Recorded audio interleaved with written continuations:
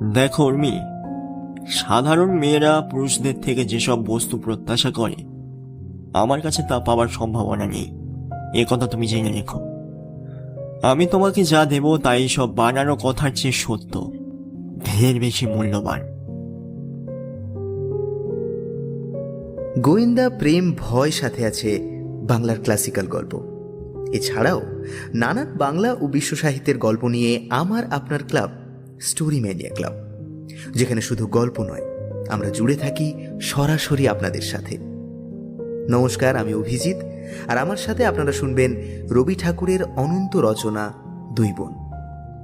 পূর্বের ব্যবধান গল্পে @রণদীপ9088 ইমেল থেকে কমেন্ট করেছেন, গল্পটা সত্যিই দারুণ লেগেছে, শুরু থেকে শেষ পর্যন্ত শুনে খুব ভালো লাগলো, আবেগটাও খুব সুন্দরভাবে তুলে ধরা হয়েছে। তবে আমার একটা প্রশ্ন আছে, গল্পটা কি এখানেই শেষ হয়ে গেল, নাকি এর এখনো পরের অংশ বাকি আছে? থাকলে অবশ্যই শুনতে চাই, খুব সুন্দর গল্পটা। সত্যি বলতে আমরাও জানি না গল্পের শেষ কি, তবে আপনার কমেন্ট পড়ে সত্যিই আমাদের খুব ভালো লেগেছে। এভাবে আমাদের পাশে থাকুন এবং শুনতে থাকুন আজকের গল্প। আর গল্পটি শোনার পর আপনারা আপনাদের মন্তব্য জানাতে পারেন কমেন্ট করে। তার থেকে বাছাই করা কমেন্ট আমরা পড়ে শোনাবো পরের গল্পের শুরুতে। সাথে গল্পের ছন্দে মোহিত হতে এবং সৌন্দর্য ও লাবণ্যে স্পর্শকাতর হতে subscribe to story mania club and do not forget to press the bell icon for all notifications. তবে চলুন বেশি দেরি না করে শুনে ফেলি আজকের গল্প দুই বোন।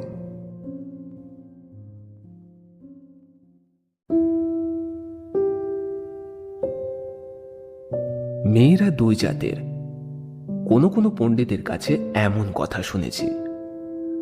এক জাত প্রধানত মা, আর এক জাত প্রিয়া। ঋতুর সঙ্গে তুলনা করা যায় যদি মা হলেন বর্ষা ঋতু, জল দান করেন, ফুল দান করেন, নিবারণ করেন তাপ, ঊর্ধ্বলোক থেকে আপনাকে দেন বিগলিত করে, দূর করেন শুষ্কতা, ভরিয়ে দেন অভাব। আর প্রিয়া বসন্ত ঋতু, গভীর তার রহস্য, মধুর তার মায়া মন্ত্র, তার চাঞ্চল্য রক্তে তোলে তরঙ্গ, পৌঁছয় চিত্তের সেই মণিকোঠায়, যেখানে সোনার বীণায় একটি নিভৃত তার রয়েছে নীরবে ঝংকারের অপেক্ষায়, যে ঝংকারে বেজে ওঠে সর্বদেহে মনে অনির্বাণের বাণী। শশাঙ্কের স্ত্রী শর্মিলা মায়ের জাত, বড় বড় শান্ত চোখ, ধীর গভীর চাহনি, জলভরা নব মেঘের মতো নধর দেহ, স্নিগ্ধ শ্যামল, সিঁথিতে সিঁদুরের অরুণ রেখা, শাড়ির কালো পাড়টি প্রশস্ত, দুই হাতে মকরমুখ মোটা দুই বালা। সেই ভূষণের ভাষা প্রসাধনের ভাষা নয়, শুভ সাধনের ভাষা। স্বামীর জীবনলোকে এমন কোনো প্রত্যন্ত দেশ নেই যেখানে তার সাম্রাজ্যের প্রভাব শিথিল। স্ত্রীর অতি লালনের আওতায় স্বামীর মন হয়ে পড়েছে অসাবধান। ফাউন্টেন কলমটা সামান্য দুর্যোগে টেবিলের কোন অনতিলক্ষ্য অংশে ক্ষণকালের জন্য অগোচর হলে সেটা পুনরাবিষ্কারের ভার পড়ে স্ত্রীর উপরে। স্নানে যাওয়ার পূর্বে হাতঘড়িটা কোথায় ফেলেছে শশাঙ্কর হঠাৎ সেটা মনে পড়ে না। স্ত্রীর সেটা নিশ্চিত চোখে পড়ে। ভিন্ন ভিন্ন রঙের দুজোড়া মোজার এক এক পাটি এক এক পায়ে পড়ে বাইরে যাবার জন্য সে প্রস্তুত। স্ত্রী এসে তার প্রমাদ সংশোধন করে, বাংলা মাসের সঙ্গে ইংরেজি মাসের তারিখ জোড়া দিয়ে বুদের নিমন্ত্রণ করে।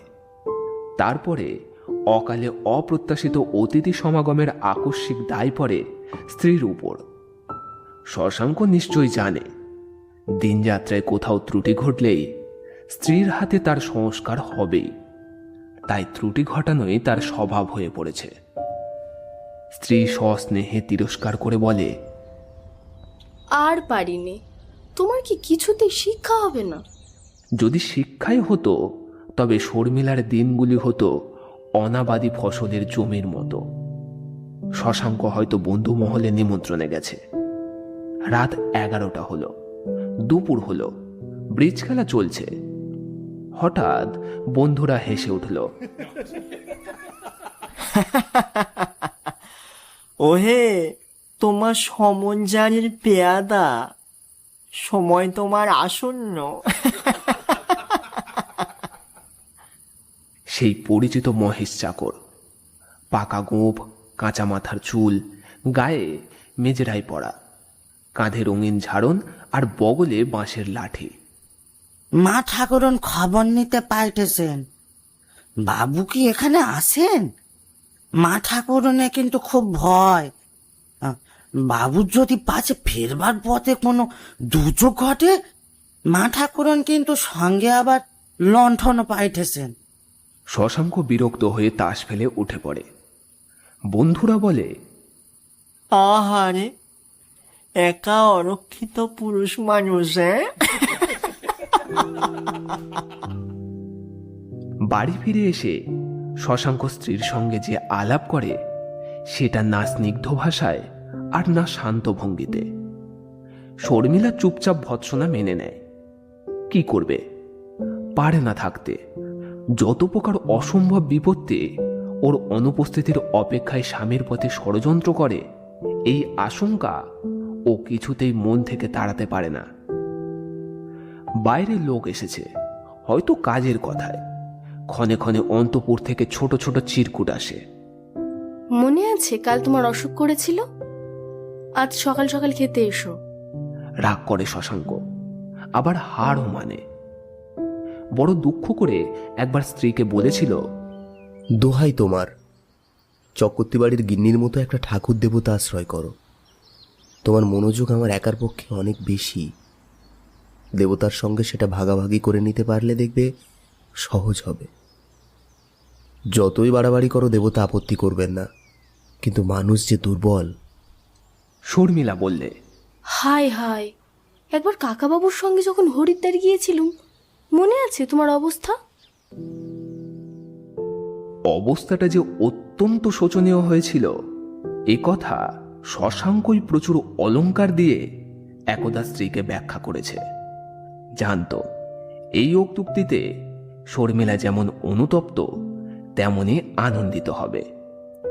আজ সেই অমিত ভাষণের প্রতিবাদ করবে কোন মুখে? তাই চুপ করে মেনে যেতে হলো। শুধু তাই নয়, সেই দিন ভোরবেলায় অল্প একটু যেন সর্দির আভাস দেখা দিয়েছে। শর্মিলার এই কল্পনা অনুসারে তাকে কুইনিন খেতে হলো 10 গ্রেন, তাছাড়া তুলসী পাতার রস দিয়ে চা। আপত্তি করার মুখ ছিল না, কারণ ইতিপূর্বে অনুরূপ অবস্থায় আপত্তি করেছিল। কুইনিন খায়নি, জ্বরও হয়েছিল। এই বৃত্তান্তটি শশাঙ্কের ইতিহাসের অপরিমোচনীয় অক্ষরে লিপিবদ্ধ হয়ে গেছে। ঘরে আরোগ্য ও আরামের জন্যে শর্মিলার এই যেমন সস্নেহে ব্যগ্রতা, বাইরে সম্মান রক্ষার জন্যে তার সতর্কতা তেমনই সতেজ। একটা দৃষ্টান্ত মনে পড়ছে। একবার বেড়াতে গিয়েছিল নৈনিতালে। আগে থাকতে সমস্ত পথ কামরা ছিল রিজার্ভ করা। জংশনে এসে গাড়ি বদলিয়ে আহারের সন্ধানে গেছে। ফিরে এসে দেখে উর্দি পরা দুজন মূর্তি ওদের কামরা বেদখল করবার উদ্যোগে প্রবৃত্ত। স্টেশন মাস্টার এসে এক বিশ্ববিশ্রুত জেনারেলের নাম করে বললে কামরাটা তারই, ভুলে অন্য নাম খাটানো হয়েছে। শশাঙ্ক চক্ষু বিস্ফারিত করে সসম্ভ্রমে অন্যত্র যাওয়ার উপক্রম করছে। এমন সময় শর্মিলা গাড়িতে উঠে দরজা আগলে বললে, দেখতে চাই কি আমাকে নামাই, যাও গিয়ে ডেকে আনো তোমার জেনারেলকে। শশাঙ্ক তখনও সরকারি কর্মচারী। উপরওয়ালার জ্ঞাতিগোত্রকে যথোচিত পাশ কাটিয়ে নিরাপদ পথে চলতে সে অভ্যস্ত। সে ব্যস্ত হয়ে যতই বলে, আহা, কাজ কি, আরো তো গাড়ি আছে। শর্মিলা কানই দেয় না। অবশেষে জেনারেল সাহেব রিফ্রেশমেন্ট রুম থেকে আহার সমাধা করে চুরুট মুখে দূর থেকে স্ত্রীমূর্তির উগ্রতা দেখে গেল হোটে। শশাঙ্ক স্ত্রীকে জিজ্ঞেস করলে, জানো কত বড় লোকটা? অত জানার গরজ নেই আমার।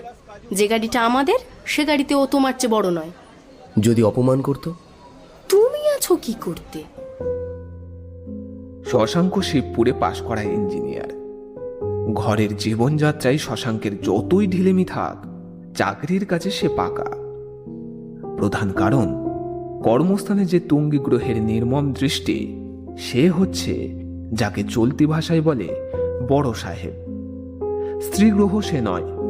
শশাঙ্ক ডিস্ট্রিক্ট ইঞ্জিনিয়ার পদে যখন অ্যাক্টিনি করছে, এমন সময় আসন্ন উন্নতির মোড় ফিরে গেল উল্টো দিকে। যোগ্যতা ডিঙিয়ে কাঁচা অভিজ্ঞতার সত্ত্বেও যে ইংরেজ যুবক বিরল গুম্ফরেখা নিয়ে তার আসন দখল করলে কর্তৃপক্ষের ঊর্ধ্বতন কর্তার সম্পর্ক ও সুপারিশ বহন করে, তারই অভাবনীয় আবির্ভাব শশাঙ্ক বুঝে নিয়েছে। এই অর্বাচীনকে উপরের আসনে বসিয়ে নিচের স্তরে থেকেই তাকে কাজ চালিয়ে যেতে হবে।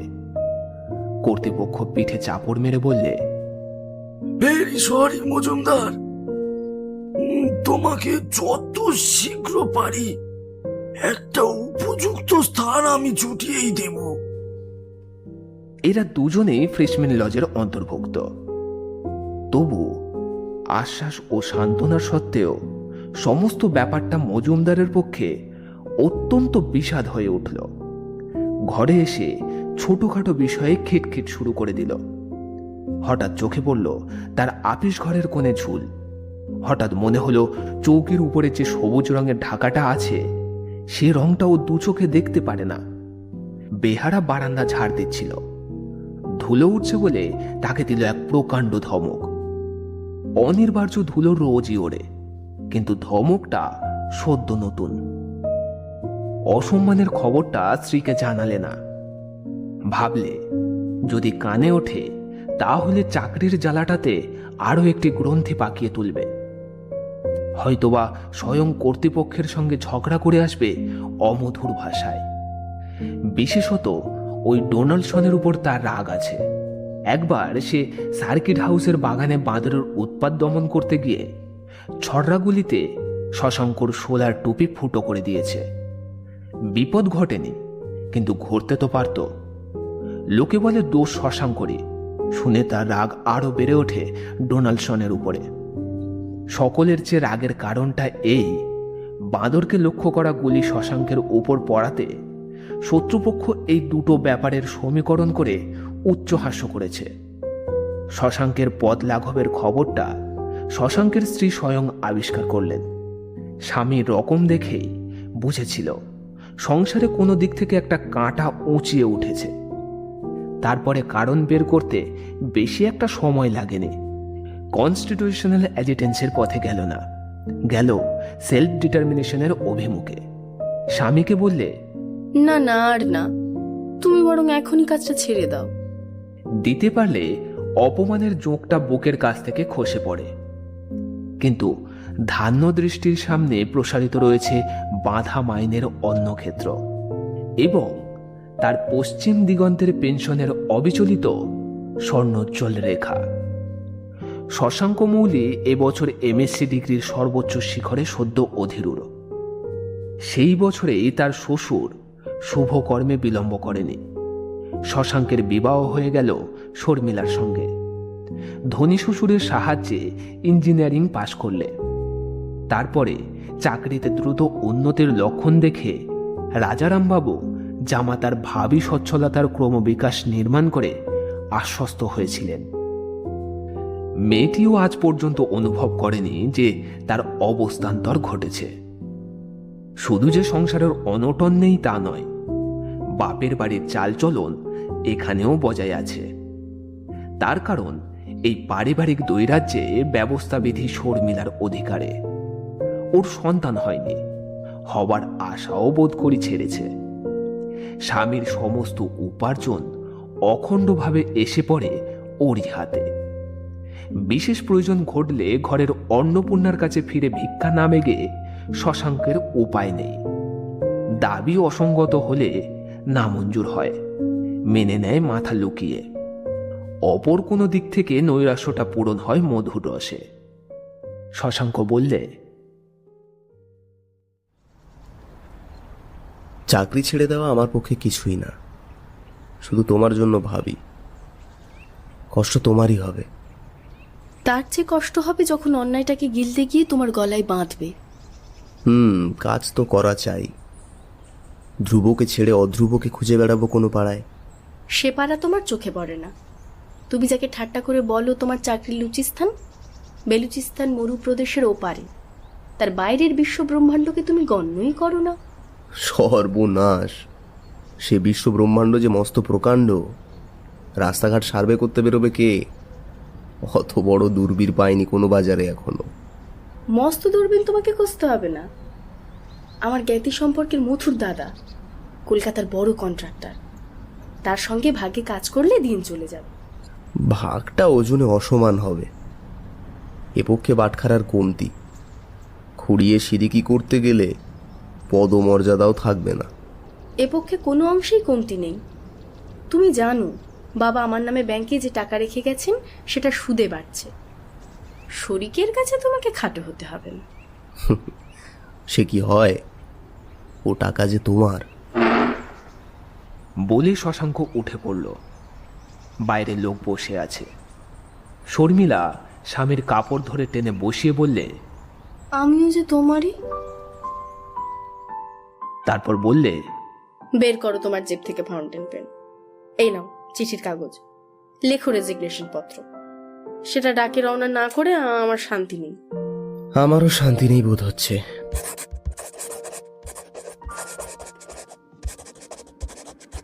শেষমেশ লিখলে রেজিগনেশন পত্র।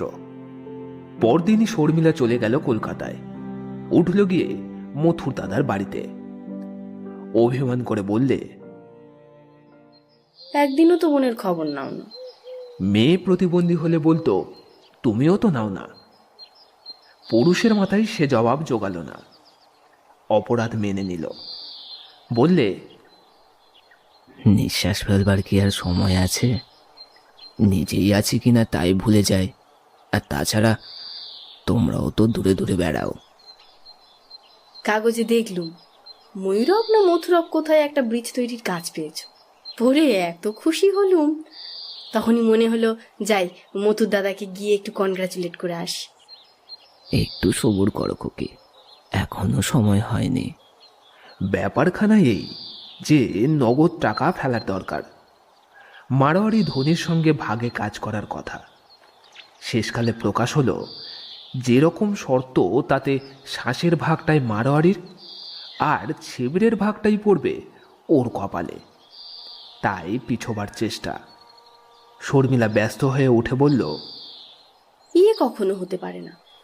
ভাগে কাজ করতে যদি হয় আমাদের সঙ্গে করো। এমন কাজটা তোমার হাত থেকে ফসকে গেলে ভারী অন্যায় হবে। আমি থাকতে হতেই দেব না, যাই বলো তুমি। এরপরে লেখাপড়া হতে দেরি হলো না। মথুর দাদার হৃদয়ও বিগলিত হলো। ব্যবসা চলল বেগে। এর আগে চাকরির দায়িত্বে শশাঙ্ক কাজ করেছে। সে দায়িত্বের সীমা ছিল পরিমিত। মনিব ছিল নিজের বাইরে। দাবি এবং দেহ সমান সমান ওজন মিলিয়ে চলত। এখন নিজেরই প্রভুত্ব নিজেকে চালায়। দাবি এবং দেহ এক জায়গায় মিলে গেছে। দিনগুলো ছুটিতে কাজেতে জাল বোনা নয়, সময়টা হয়েছে নিরেট। যে দায়িত্ব ওর মনের উপর চাপে সেটাকে ইচ্ছে করলেই ত্যাগ করা যায় বলে তার জোর এত কড়া। আর কিছু নয়, স্ত্রীর ঋণ শুধতেই হবে।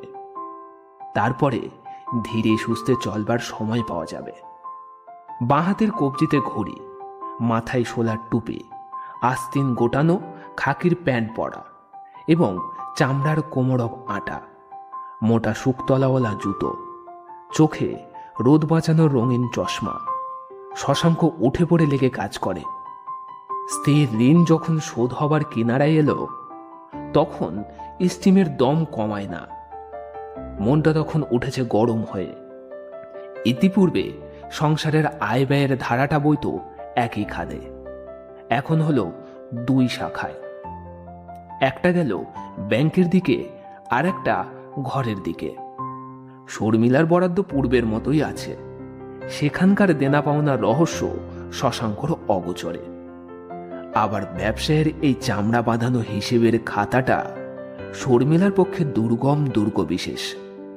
তাতে ক্ষতি নেই, কিন্তু স্বামীর ব্যবসায়িক জীবনের কক্ষপথ ওর সংসার চক্রের বাইরে পড়ে যাওয়াতে সেই দিক থেকে ওর বিধিবিধান উপেক্ষিত হতে থাকে। মিনতি করে বলে, বাড়াবাড়ি করো না, শরীর ভেঙে যাবে যে।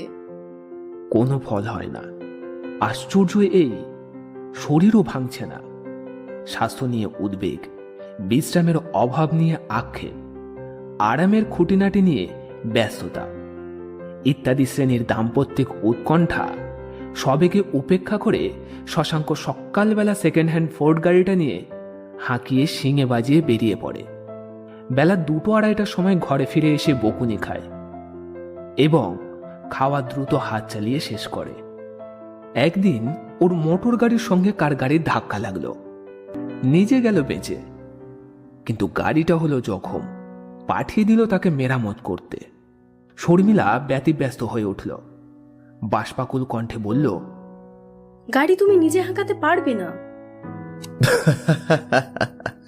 পরের হাতের আপদও একই জাতের দুশ্মন। আরও একদিন কোনো এক মেরামতের কাজ তদন্ত করতে গিয়ে জুতো ফুঁড়ে পায়ে ফুটল ভাঙা প্যাক বাক্সের পিরেক। হাসপাতালে গিয়ে ব্যান্ডেজ বেঁধে ধনুষ্টঙ্কারের টিকা নিলে। সেদিন কান্নাকাটি করলে শর্মিলা। বললে, কিছুদিন থাকো শুয়ে। শশাঙ্ক অত্যন্ত সংক্ষেপে বললে, কাজ কাজ। এর চেয়ে বাক্য আর সংক্ষেপে করা যায় না। শর্মিলা বললে, কিন্তু এবার বিনা বাক্য ব্যয়ে ব্যান্ডেজ শুদ্ধ চলে গেল কাজে। জোর খাটাতে আর সাহস হয় না। আপন ক্ষেত্রে পুরুষের জোর দেখা দিয়েছে। যুক্তিতর্ক কাকুতি মিনতির বাইরে একটি মাত্র কথা, কাজ আছে। শর্মিলা অকারণে উদ্বিগ্ন হয়ে বসে থাকে। দেরি হলেই ভাবে মোটরে বিপদ ঘটেছে। রোদ্দুর লাগিয়ে স্বামীর মুখ যখন দেখে রক্তবর্ণ, মনে করে নিশ্চয়ই ইনফ্লুয়েঞ্জা। ভয়ে ভয়ে আভাস দেয় ডাক্তারের। স্বামীর ভাবখানা দেখে ওইখানেই থেমে যায়। মন খুলে উদ্বেগ প্রকাশ করতেও আজকাল ভরসা হয় না। শশাঙ্ক দেখতে দেখতে রোদে পড়া খটখট হয়ে উঠল। খাটো আট কাপড়, খাটো আট অবকাশ, চালচলন দ্রুত, কথাবার্তা স্ফুলিঙ্গের মতো সংক্ষিপ্ত। শর্মিলার সেবা এই দ্রুতালয়ের সঙ্গে তাল রেখে চলার চেষ্টা করে। স্টোভের কাছে কিছু খাবার সর্বদা গরম করে রাখতে হয়। কখন স্বামী হঠাৎ অসময়ে বলে বসে, চললুম, ফিরতে একটু দেরি হবে। মোটর গাড়িতে গোছানো থাকে সোডা ওয়াটার এবং ছোট টিনের বাক্সে শুকনো জাতের খাবার। একটা ওডিকোলনের শিশি বিশেষ দৃষ্টিগোচর রূপেই রাখা থাকে যদি মাথা ধরে। গাড়ি ফিরে এলে পরীক্ষা করে দেখে কোনটার ব্যবহার করা হয়নি। মনটা খারাপ হয়ে যায়। সাপ কাপড় শোবার ঘরে প্রত্যহ সুপ্রকাশ্যভাবে ভাঁজ করা। তৎসত্ত্বেও অন্তত সপ্তাহে 4 দিন কাপড় ছাড়ার অবকাশ থাকে না। ঘর কন্যার পরামর্শ খুবই খাটো করে আনতে হয়েছে। ওদের ব্যবসার মধ্যে শর্মিলার যে একটুখানি যোগ ছিল তাও গেল কেটে। ওর টাকাটা এসেছে সুদে আসলে শোধ হয়ে। সুদও দিয়েছে মাপযোগ করা হিসেবে, দস্তুর মতো রসিদ নিয়ে। শর্মিলা বলে, বাপরে, ভালোবাসাতেও পুরুষ আপনাকে সবটা মেলাতে পারে না। একটা জায়গা ফাঁকা রাখে, সেইখানটাতে ওদের পৌরুষের অভিমান। লাভের টাকা থেকে শশাঙ্ক মনের মতো বাড়ি খাড়া করেছে ভবানীপুরে। ওর শখের জিনিস, স্বাস্থ্য, আরাম, শৃঙ্খলার নতুন নতুন প্ল্যান আসছে মাথায়। শর্মিলাকে আশ্চর্য করবার চেষ্টা। শর্মিলাও বিধিমতো আশ্চর্য হতে ত্রুটি করে না। ইঞ্জিনিয়ার একটা কাপড় কাচা কলের পত্তন করেছে। শর্মিলা সেটাকে ঘুরে ফিরে দেখে খুব তারিফ করলে। মনে মনে বললে, কাপড় আজও যেমন ধোবার বাড়ি যাচ্ছে, কালও তেমনি যাবে। ময়লা কাপড়ের গর্ধব বাহনকে বুঝে নিয়েছি, তার বিজ্ঞান বাহনকে বুঝিনি। আলুর খোসা ছাড়াবার যন্ত্রটা দেখে তাক লেগে গেল। বললে, আলুর দম তৈরি করবার 12 আনা দুঃখ যাবে কেটে। পরে শোনা গেছে সেটা ফুটো ডেকচি, ভাঙা কাতলি প্রভৃতির সঙ্গে এক বিস্মিত সজ্জায় নৈষ্কর্ম লাভ করেছে। বাড়িটা যখন শেষ হয়ে গেল তখন এই স্থাবর পদার্থটার প্রতি শর্মিলার রুদ্ধ স্নেহের উদ্যম ছাড়া পেল। সুবিধা এই যে ইটকাটের দেহটাতে ধৈর্য অটল। সাজানো গোছানোর মহদ্দমে দুইজন বেহারা হাঁপিয়ে উঠল। একজন দিয়ে গেল জবাব, ঘরগুলোর গৃহসজ্জা চলছে শশাঙ্ককে লক্ষ্য করে। বৈঠকখানার ঘরে সে আজকাল প্রায়ই বসে না, তবু তারই ক্লান্ত মেরুদণ্ডের উদ্দেশ্যে কুশন নিবেদন করা হচ্ছে নানা ফ্যাশনের। ফুলদানি একটা আড্ডা নয়, টিপায়ে টেবিলে ঝাড়ওয়ালা ফুল কাটা আবরণ। শোবার ঘরে দিনের বেলায় শশাঙ্কর সমাগম আজকাল বন্ধ, কেননা তার আধুনিক পঞ্জিকায় রবিবারটা সোমবারেরই যমজ ভাই। অন্য ছুটিতে কাজ যখন বন্ধ, তখনও ছুটোছাটা কাজ কোথা থেকে সে যে খুঁজে বের করে তার হদিশ নেই।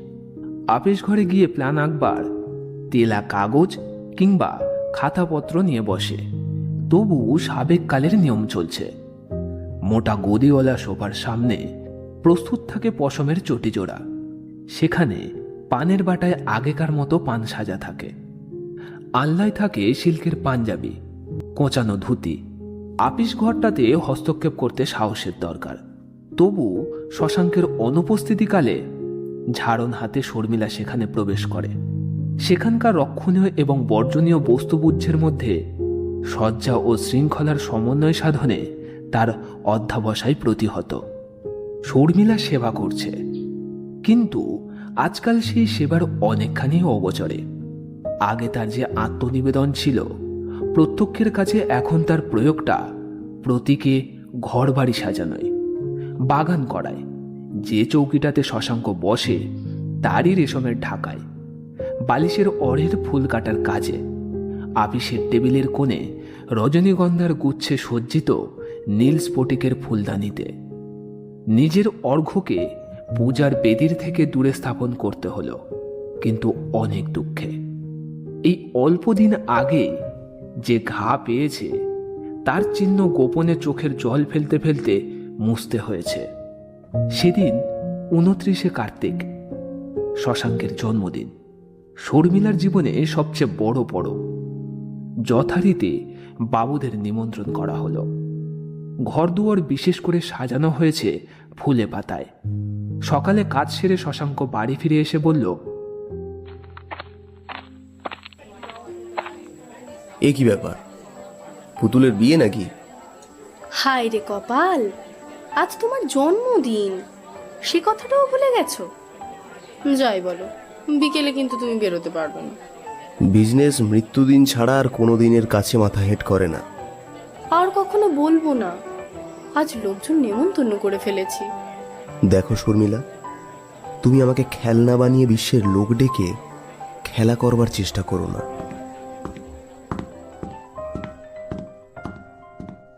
এই বলে শশাঙ্ক দ্রুত চলে গেল। শর্মিলা শোবার ঘরে দরজা বন্ধ করে খানিকক্ষণ কেঁদে নিল। অপরাহ্নে লোকজন এলো। বিজনেসের সর্বোচ্চ দাবি তারা সহজেই মেনে নিল।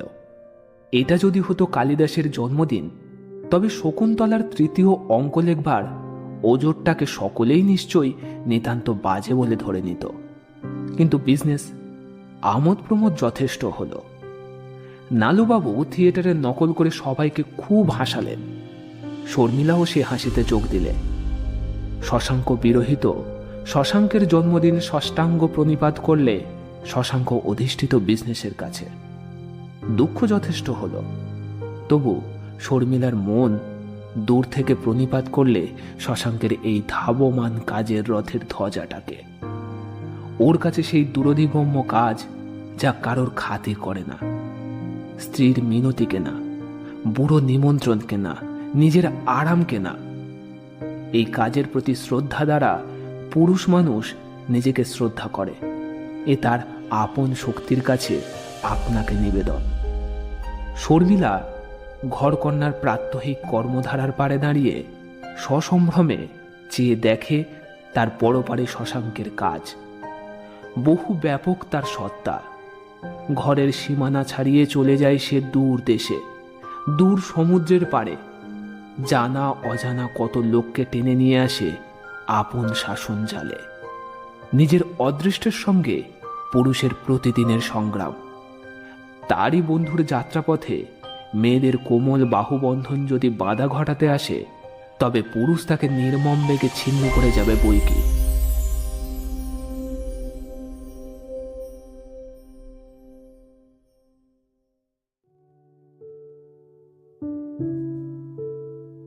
ব্যাংকে জমা টাকায় সওয়ার হয়ে এ পরিবারের সমৃদ্ধি যে সময়টাতে ছুটে চলেছে 6 অঙ্কের দিকে, সেই সময়ে শর্মিলাকে ধরল দুর্বোধ কোন এক রোগে।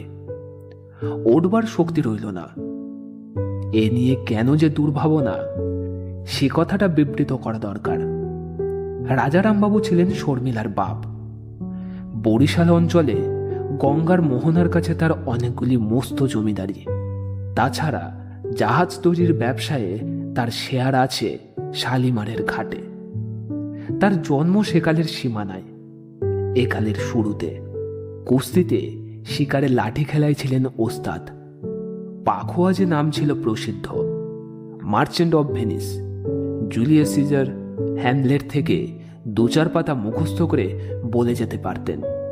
মেকলের ইংরেজি ছিল তার আদর্শ। বার্কের বাগ্মিতায় ছিলেন মুগ্ধ। বাংলা ভাষায় তার শ্রদ্ধার সীমা ছিল মেঘনাদবধ কাব্য পর্যন্ত।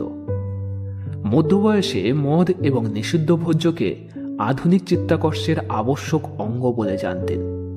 শেষ বয়সে ছেড়ে দিয়েছেন। সযত্ন ছিল তার পরিচ্ছদ। সুন্দর গভীর ছিল তার মুখশ্রী। দীর্ঘ বলিষ্ঠ ছিল তার দেহ। মেজাজ ছিল মজলিসি। কোনো প্রার্থী তাকে ধরে পড়লে না বলতে জানতেন না। নিষ্ঠা ছিল না পূজা অর্চনায়, অথচ সেটা সমারোহে প্রচলিত ছিল তার বাড়িতে। সমারোহ দ্বারা কৌলিক মর্যাদা প্রকাশ পেত। পূজাটা ছিল মেয়েদের এবং অন্যদের জন্য। ইচ্ছা করলেই অনায়াসে রাজা উপাধি পেতে পারতেন। ঔদাস্যের কারণ জিজ্ঞেস করলে রাজারাম হেসে বলতেন, পৃথ্বীদত্ত রাজা উপাধি ভোগ করছেন। তার উপরে অন্য উপাধিকে আসন দিলে সম্মান খর্ব হবে। গভর্নমেন্ট হাউসে তার ছিল বিশেষ দৌড়িতে সম্মানিত প্রবেশিকা। কর্তৃপক্ষীয় পদস্থ ইংরেজ তার বাড়িতে চিরপ্রচলিত জগদ্ধাত্রী পূজায় শ্যাম্পেন প্রসাদ ভরি পরিমাণেই অন্তরস্থ করতেন।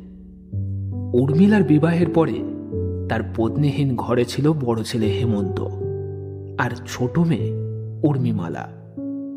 ছেলেটিকে অধ্যাপকবর্গ বলতেন দীপ্তিমান, ইংরেজিতে যাকে বলে ব্রিলিয়েন্ট।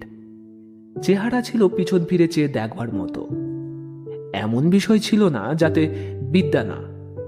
চড়েছে পরীক্ষামানের ঊর্ধ্বতম মার্কা পর্যন্ত। তাছাড়া ব্যায়ামের উৎকর্ষে বাপের নাম রাখতে পারবে এমন লক্ষণও প্রবল। বলা বাহুল্য, তার চারিদিকে উৎকণ্ঠিত কন্যামণ্ডলীর কক্ষ প্রদক্ষিণ সবেগে চলছিল। কিন্তু বিবাহে তার মন তখনও উদাসীন। উপস্থিত লক্ষ্য ছিল ইউরোপীয় বিশ্ববিদ্যালয়ে উপাধি সংগ্রহের দিকে। সেই উদ্দেশ্য মনে নিয়ে ফরাসি জার্মান শেখা শুরু করেছিল। আর কিছু হাতে না পেয়ে অনাবশ্যক হলেও আইন পড়া যখন আরম্ভ করেছে, এমন সময় হেমন্তের অন্ত্রে কিংবা শরীরের কোন যন্ত্রে কি একটা বিকার ঘটল, ডাক্তারেরা কিছুই তার কিনারা করতে পারলে না। গোপনচারী রোগ সবল দেহে যেন দুর্গের আশ্রয় পেয়েছে। তার খোঁজ পাওয়া যেমন শক্ত হলো, তাকে আক্রমণ করাও তেমনই। সেকালের এক ইংরেজ ডাক্তারের উপর রাজারামের ছিল অবিচলিত আস্থা। অস্ত্র চিকিৎসায় লোকটি যশস্বী। রোগীর দেহে শান শুরু করলেন। অস্ত্র ব্যবহারের অভ্যাসবশত অনুমান করলেন দেহের দুর্গম গহনে বিপদ আছে বদ্ধমূল। সেটা উৎপাটনযোগ্য। অস্ত্রের সুকৌশলের সাহায্যে স্তর ভেদ করে যেখানে অনাবৃত হল, সেখানে কল্পিত শত্রুও নেই, তার অত্যাচারের চিহ্নও নেই। ভুল শোধরাবার রাস্তাও রইল না। ছেলেটি মারা গেল। বাপের মনে বিষম দুঃখ কিছুতেই শান্ত হতে চাইল না। মৃত্যু তাকে তত বাজেনি, কিন্তু অমন একটা সজীব সুন্দর বলিষ্ঠ দেহকে এমন করে খণ্ডিত করার স্মৃতিটা দিনরাত তার মনের মধ্যে কালো হিংস্র পাখির মতো তীক্ষ্ণ নখ দিয়ে আঁকড়ে ধরে রইল। মর্ম শোষণ করে টানলে তাকে মৃত্যুর মুখে। নতুন পাশ করা ডাক্তার হেমন্তের পূর্ব সহাধ্যায়ী নিরোধ মুখুজ্জে। সে ছিল সুশ্রুতার সহায়তা কাজে। বারবার জোর করে সে বলে এসেছে ভুল হচ্ছে। সে নিজে ব্যামোর একটা স্বরূপ নির্ণয় করেছিল, পরামর্শ দিয়েছিল দীর্ঘকাল শুকনো জায়গায় হাওয়া বদল করতে। কিন্তু রাজারামের মনে তাদের পৈতৃক যুগের সংস্কার ছিল অটল। তিনি জানতেন জমির সঙ্গে দুঃসাধ্য লড়াই বাঁধলে তার উপযুক্ত প্রতিদ্বন্দ্বী একমাত্র ইংরেজ ডাক্তার। এই ব্যাপারে নীরদের উপরে অযথা মাত্রায় তার স্নেহ ও শ্রদ্ধা বেড়ে গেল। তার ছোট মেয়ে উর্মির অকস্মাৎ মনে হলো এই মানুষটার প্রতিভা অসামান্য। বাবাকে বললে, দেখো তো বাবা, অল্প বয়স অথচ নিজের পরে কি দৃঢ় বিশ্বাস, আর অত বড় হাড় চওড়া বিলিতি ডাক্তারের মতের বিরুদ্ধে নিজের মতকে নিঃসংশয় প্রচার করতে পারে এমন অসংকুচিত সাহস। বাবা বললে, ডাক্তারি বিদ্যে কেবল শাস্ত্রগত নয়, কারো কারোর মধ্যে ওটার দুর্লভ দৈব সংস্কার দেখা যায়। নীরদের দেখছি তাই। এদের ভক্তির শুরু হলো একটা ছোট প্রমাণ নিয়ে, শোকের আঘাতে, পরিতাপের বেদনায়। তারপরে প্রমাণের অপেক্ষা না করে সেটা আপনিই বেড়ে চলল। রাজারাম একদিন মেয়েকে বললেন,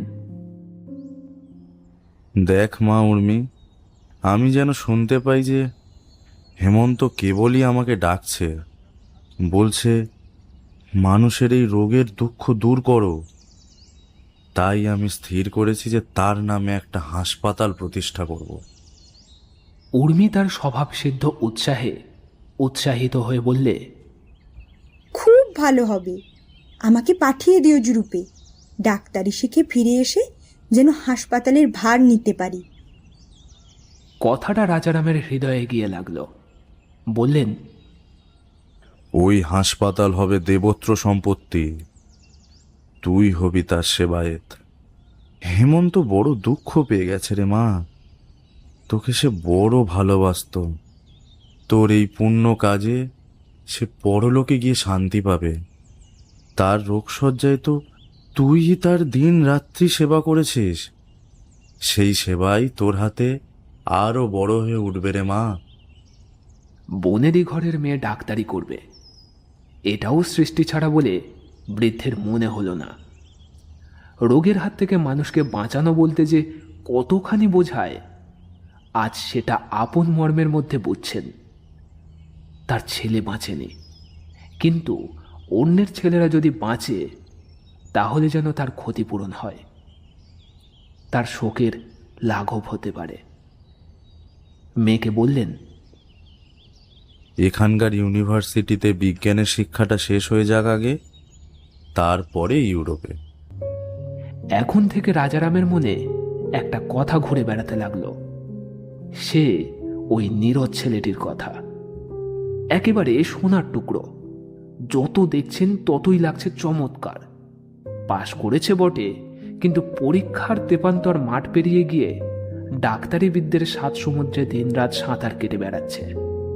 অল্প বয়স, অথচ আমোদ প্রমোদ কোনো কিছুতেই টলে না তার মন। হালের যত কিছু আবিষ্কার তাই আলোচনা করছে উল্টে পাল্টে, পরীক্ষা করছে আর ক্ষতি করছে নিজের পসারের। অত্যন্ত অবজ্ঞা করছে তাদের যাদের পসার জমেছে।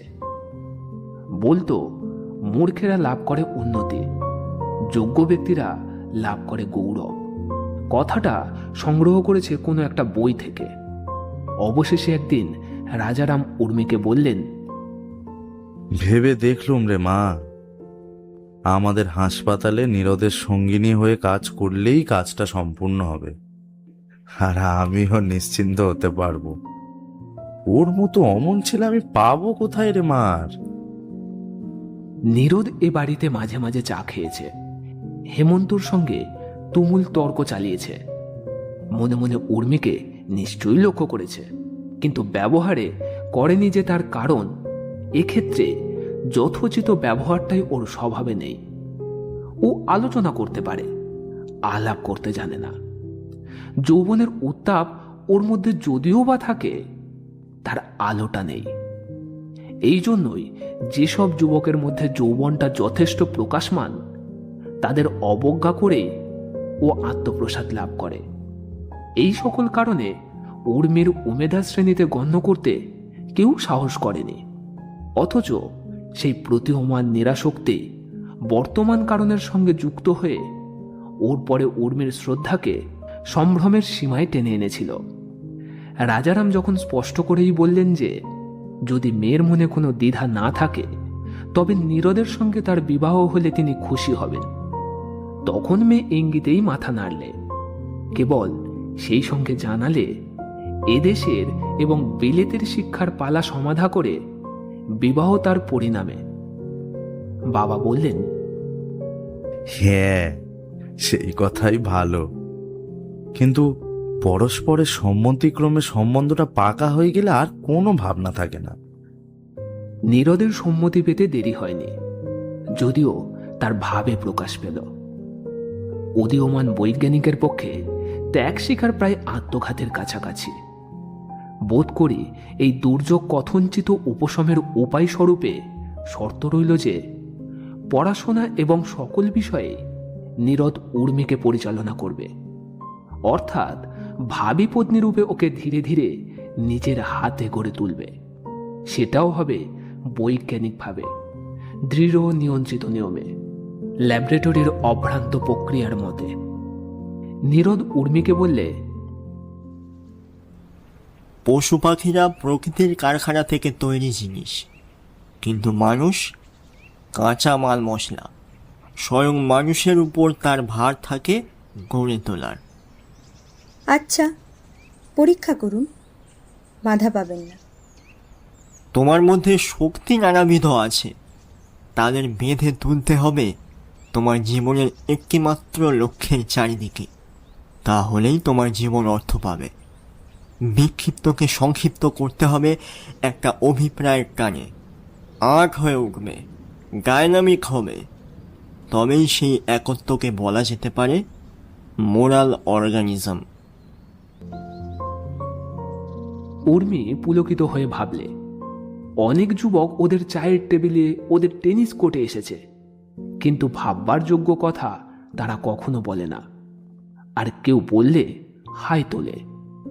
বস্তুত নিরতিশয় গভীরভাবে কথা বলবার একটা ধরন আছে নীরদের। সে যাই বলুক, উর্মির মনে হয় এর মধ্যে একটা আশ্চর্য তাৎপর্য আছে, অত্যন্ত বেশি ইন্টেলেকচুয়াল। রাজারাম ওর বড় জামাইকেও ডাকলেন। মাঝে মাঝে নিমন্ত্রণ উপলক্ষে চেষ্টা করলেন পরস্পরকে ভালো করে আলাপ করিয়ে দেবার। শশাঙ্ক শর্মিলাকে বললে, ছেলেটা অসহ্য জেঠা। ও মনে করে আমরা সবাই ওর ছাত্র, তাও পড়ে আছি শেষ বেঞ্চের শেষ কোণে। ওটা তোমার জেলাসি। কেন? আমার তোকে বেশ লাগে। ছোট বোনের সঙ্গে ঠাঁই বদল করলে কেমন হয়? তাহলে হয়তো তুমি হাঁপ ছেড়ে বাঁচো, আমার কথা আলাদা। শশাঙ্কের প্রতি নীরদের যে ভ্রাতৃত্ব ভাব বেড়ে উঠেছে তা মনে হয় না। মনে মনে বললে, ও তো মজুর, ও কি আর বৈজ্ঞানিক? হাত আছে কিন্তু মাথাটা কই? শশাঙ্ক নীরদকে নিয়ে তার শালিকাকে প্রায় ঠাট্টাই করে।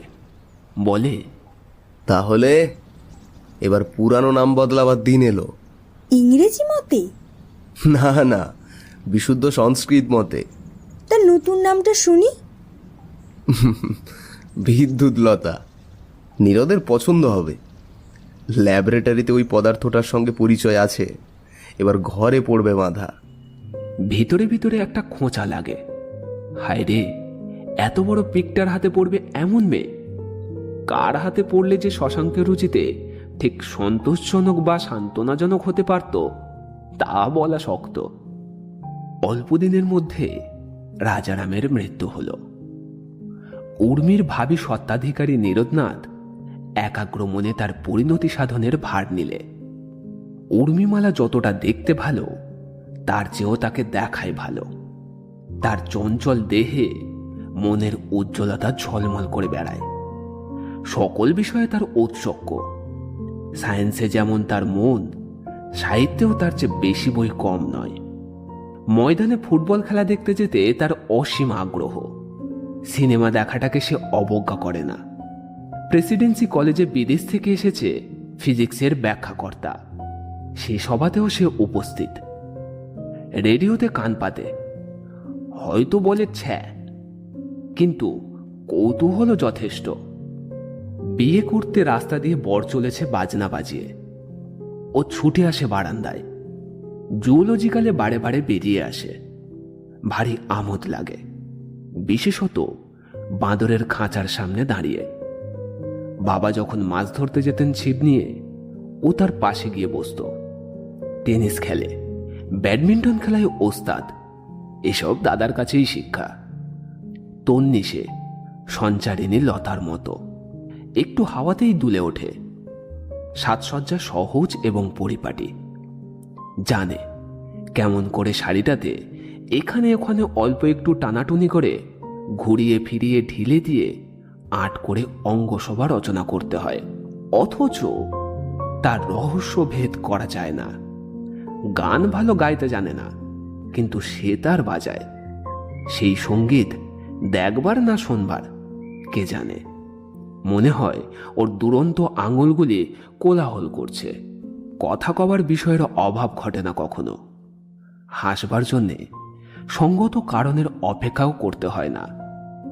সঙ্গদান করবার অজস্র ক্ষমতা, যেখানে থাকে সেখানকার ফাঁক ও একলাই ভরিয়ে রাখে।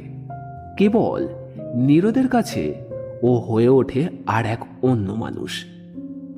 পালের নৌকোর হাওয়া যায় বন্ধ হয়ে, গুণের টানে চলে নম্র মন্থর গমনে। মুশকিল বাঁধল এই নিয়ে। নীরদের কার্যপ্রণালী অত্যন্ত বিধিবদ্ধ। উর্মির জন্যে পাঠ্য পর্যায়ের বাঁধা নিয়ম করে দিলে, ওকে উপদেশ দিয়ে বললে,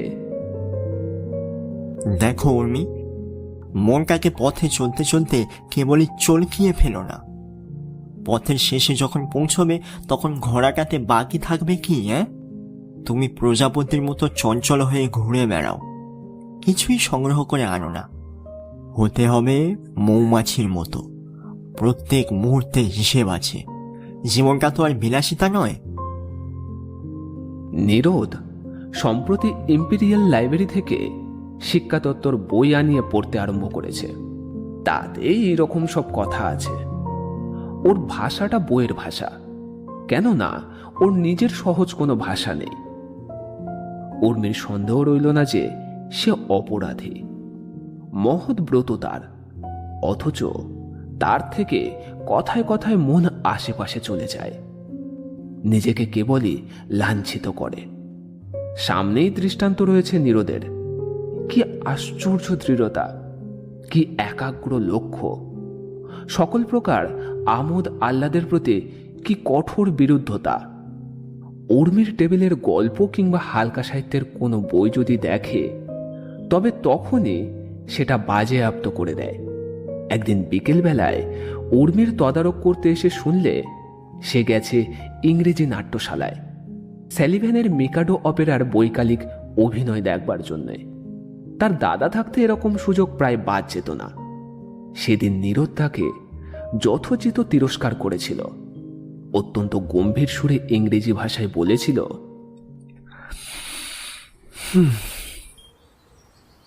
দেখো, তোমার দাদার মৃত্যুকে সমস্ত জীবন দিয়ে সার্থক করবার ভার নিয়েছো তুমি।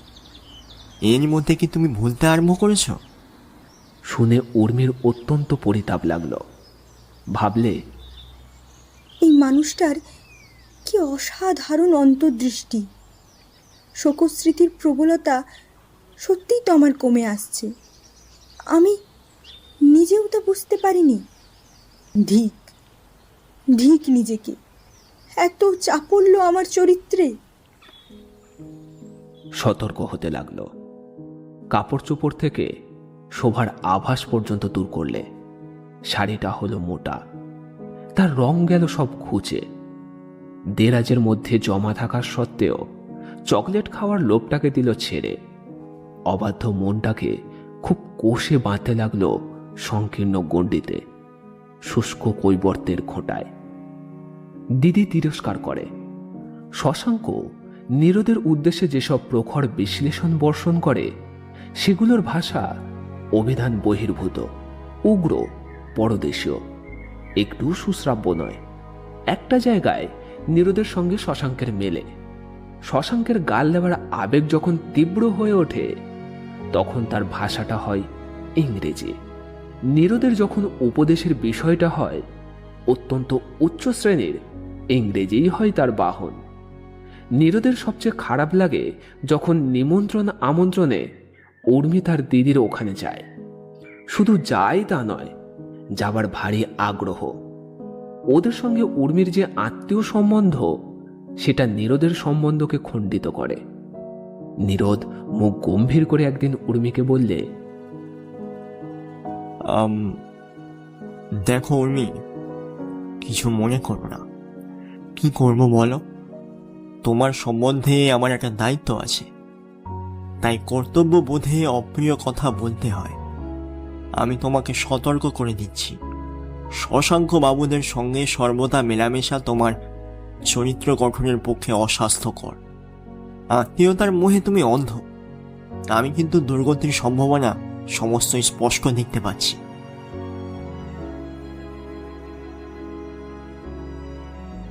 উর্মির চরিত্র বললে যে পদার্থটা বোঝায়, অন্তত তার প্রথম বন্ধকি দলিল নীরদেরই সিন্ধুকে। সেই চরিত্রের কোথাও কিছু হেরফের হলে লোকসান নীরদেরই।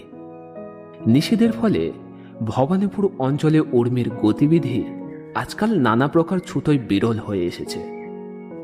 উর্মির এই আত্মশাসন মস্ত একটা ঋণ শোধের মতো। ওর জীবনের দায়িত্ব নিয়ে নীরজ যে চিরদিনের মতো নিজের সাধনাকে ভারাক্রান্ত করেছে, বিজ্ঞান তপস্বীর পক্ষে তার চেয়ে আত্ম অপব্যয় আর কি হতে পারে? নানা আকর্ষণ থেকে মনকে প্রতিসংহার করবার দুঃখটা উর্মির একরকম করে সয়ে আসছে। তবুও থেকে থেকে একটা বেদনা মনে দুর্বার হয়ে ওঠে। সেটাকে চঞ্চলতা সম্পূর্ণ চাপা দিতে পারে না। নীরদ ওকে কেবলই চালনাই করে, কিন্তু এক মুহূর্তের জন্য ওর সাধনা করে না কেন? এই সাধনার জন্যই ওর মন অপেক্ষা করে থাকে। এই সাধনার অভাবেই ওর হৃদয় মাধুর্য পূর্ণ বিকাশের দিকে পৌঁছয় না। ওর সকল কর্তব্য নির্জীব নিরস হয়ে পড়ে। এক একদিন হঠাৎ মনে হয় যেন নীরদের চোখে একটা আবেশ এসেছে, যেন দেরি নেই, প্রাণের গভীরতম রহস্য এখনই ধরা পড়বে। কিন্তু অন্তর্যামী জানেন, সেই গভীরের বেদনা যদিও বা কোথাও থাকে, তার ভাষা নীরদের জানা নেই। বলতে পারে না বলেই বলার ইচ্ছাটাকেই সে দোষ দেয়। বিচলিত চিত্তকে মুখ রেখেই সে যে চলে আসে, এটাকে সে আপন শক্তির পরিচয় বলে মনে গর্ব করে। বলে, সেন্টিমেন্টালিটি করা আমার কর্ম নয়। উর্মির সেদিন কাঁদতে ইচ্ছে করে, কিন্তু এমনই তার দশা যে সেও ভক্তি ভরে মনে করে একেই বলে বীরত্ব। নিজের দুর্বল মনকে তখন নিষ্ঠুরভাবে নির্যাতন করতে থাকে, যতই চেষ্টা করুক না কেন। মাঝে মাঝে এ কথা ওর কাছে স্পষ্ট হয়ে ওঠে যে একদিন প্রবল শোকের মুখে যে কঠিন কর্তব্য নিজের ইচ্ছেই সে গ্রহণ করেছিল, কালক্রমে সেই ইচ্ছে দুর্বল হয়ে আসাতে অন্যের ইচ্ছাকেই আঁকড়ে ধরেছে। নীরদকে স্পষ্ট করেই বলে, দেখো উর্মি, সাধারণ মেয়েরা পুরুষদের থেকে যেসব বস্তু প্রত্যাশা করে আমার কাছে তা পাওয়ার সম্ভাবনা নেই। এ কথা তুমি জেনে রেখো। আমি তোমাকে যা দেব তাই সব বানানো কথার চেয়ে সত্য, ঢের বেশি মূল্যবান। উর্মি মাথা হেঁট করে চুপ করে থাকে। এর কাছে কি কোনো কথাই লুকোনো থাকবে না? কিছুতেই মন বাঁধতে পারে না। ছাদের উপরে একলা বেড়াতে যায়। অপরাহ্নের আলো ধূসর হয়ে আসে। সূর্যের উঁচু নিচু নানা আকারের বাড়ির চূড়া পেরিয়ে সূর্য অস্ত যায় দূর গঙ্গার ঘাটে, জাহাজগুলোর মাস্তুলের বড় প্রান্তে। নানা রঙের লম্বা লম্বা মেঘের রেখা বেড়া তুলে দেয় দিনের প্রান্ত সীমানায়। ক্রমে বেড়া যায় লুপ্ত হয়ে। চাঁদ উঠে আসে গির্জার শিখরের ঊর্ধ্বে। অনতিস্ফুট আলোতে শহর হয়ে আসে স্বপ্নের মতো, যেন অলৌকিক মায়াপুরী। মনে প্রশ্ন ওঠে, সত্যি কি জীবনটা অবিচলিত কঠিন? আর সে কি এতটাই কৃপণ? সে না দেবে ছুটি, না দেবে রস। হঠাৎ মনটা খারাপ হয়ে ওঠে, ইচ্ছে করে অত্যন্ত একটা দুষ্টুমি করতে, চেঁচিয়ে বলতে, আমি কিচ্ছু মানি না, কিচ্ছু মানি না, কিচ্ছু না।